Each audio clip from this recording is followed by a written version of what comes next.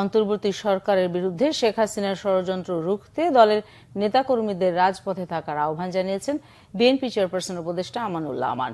আমানুল্লাহ আমান অভিযোগ করেন, ফ্যাসিস্ট শেখ হাসিনাকে অন্যায়ভাবে আশ্রয় দিয়েছে প্রতিবেশী দেশ। বলেন, আগামী নির্বাচনে বিএনপিকে ক্ষমতায় আনতে ঐক্যের কোনো বিকল্প নেই। খুলনা বিভাগের 10 জেলা, 1টি মহানগর, 59 থানা ও 37টি পৌরসভা কমিটির সম্মেলন সম্পন্ন করতে বিভাগীয় মতবিনিময় সভায় আমানুল্লাহ আমান প্রধান অতিথির বক্তব্যে সব কথা বলেন।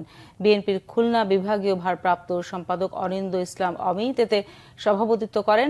বক্তব্য রাখেন কেন্দ্রীয় বিএনপি নেতা নিতাই রায়চৌধুরী, জয়ন্ত কুণ্ডু ও আজিজুল বারী হেলাল সহ অন্যরা।